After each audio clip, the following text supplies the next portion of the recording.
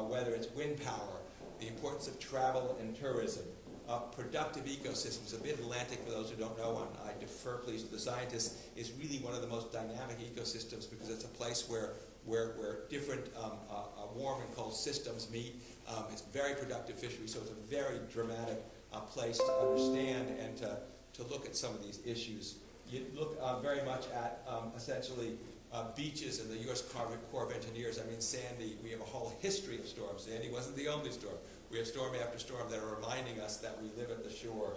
We have the most extensive beach nourishment project in the world. A whole 127 miles of our beaches are restored, and the Corps of Engineers is currently looking at major projects to figure out how we will invest in protecting it against future storms as well.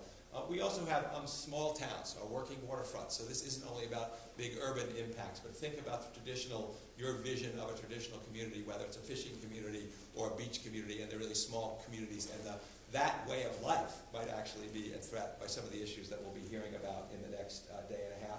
And lastly, and not insignificantly, we also are one of the most significant financial centers. So really, I think there is a fundamental question underlying some of these questions about what is it going to take to respond to this, the next generation of challenges, to prepare the world for the next generation. It may not look the way it does now. I think that's what a lot of the information will tell us over the next day and a half, but I don't think we have a very good idea of what it's going to look like in the future and how we might shape that in a very proactive way. I kind of was on the, fortunate to be on the drafting committee for the Northeast chapter of the fourth National Climate Assessment, which came out late last year.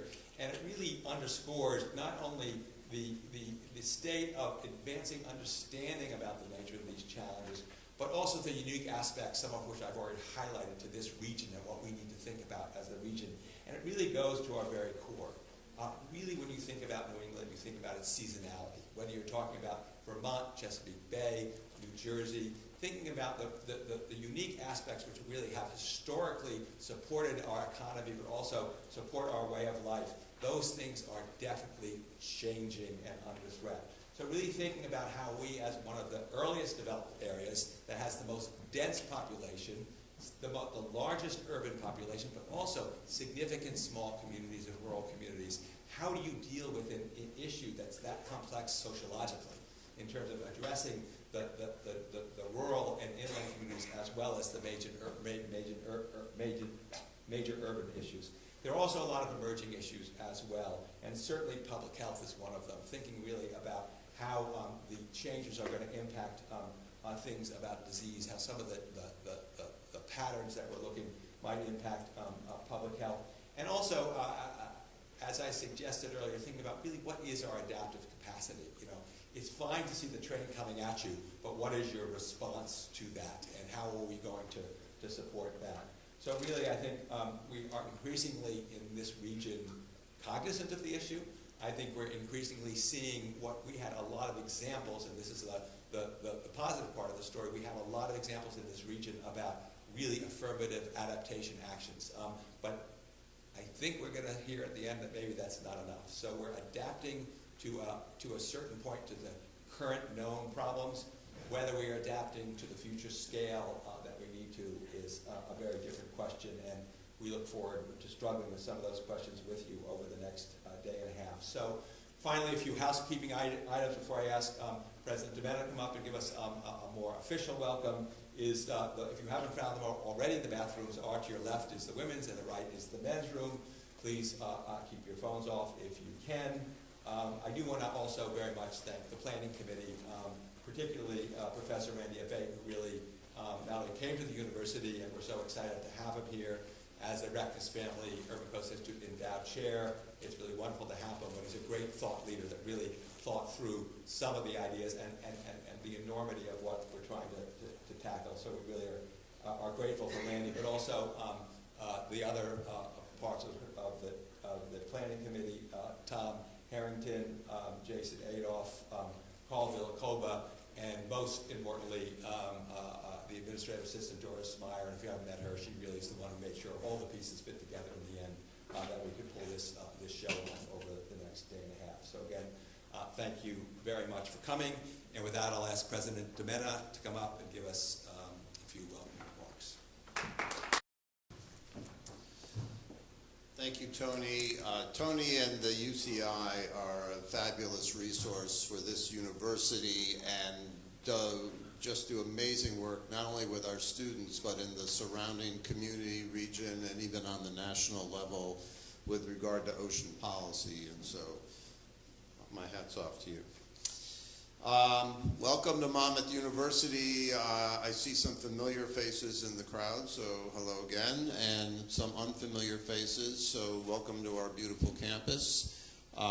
Those of you who don't know me, I'm not only the president, but I'm also the funniest man on campus, and therefore I must start off my speech with some humor, a joke. There aren't a lot of climate change jokes, but I found one. So I will tell it now, and we'll see how it goes. So this guy walks into this bar, and he sees this like official thing going on the TV set, and so he says to the bartender, you know, what's going on? And the bartender goes, oh, that's just President Trump. He's announcing his comprehensive program to fight climate change.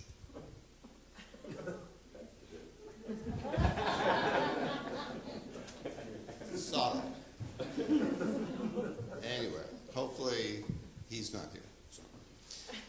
Thank you for joining us today for the kickoff of the Climate Change Coast and Community Symposium. Here in New Jersey, climate change is not merely a political talking point or a theoretical issue whose impacts will be seen in the distant future. Sea level rise, coastal storms, warming of the ocean, and ocean acidification are impacting our fisheries and coastal communities right now. We have a responsibility not to pass on these risks to the next generation. That is why I am particularly excited to see the students here today, and it is fitting that the opening panel session will feature Monmouth students to talk about the work that they are doing. The next 2 days, we have an incredible lineup of speakers. I also want to thank the Global Education Office. We have 2 visiting international scholars who have joined us this week from Tasmania. For those of you who don't know where that is in Australia and a country that I hope to be visiting soon as I start my retirement in 106 days, and will be traveling in many far-off lands. So maybe I'll see you there. Other speakers who will share their expertise and experience range from Florida to Washington, D.C., to New York, and to the great future coastal states of Utah and Colorado. I want to extend a personal welcome back to our opening keynote speaker, Dr. Bilyana Sasansane. Bilyana was a recipient of the 2017 Urban Coast Institute Champion of the Ocean Award. Thanks also to Randy Abate, who is back there, who is the Recknitz Family Endowed Chair of Marine Environmental Law and Policy, a very long title for a very important chair. And I'd also like to thank the Planning Committee for organizing the symposium, and to the Urban Coast Institute, the School of Science, and the School of Humanities, and others that provided support. I wish you all a very great and educational conference. Thank you very much.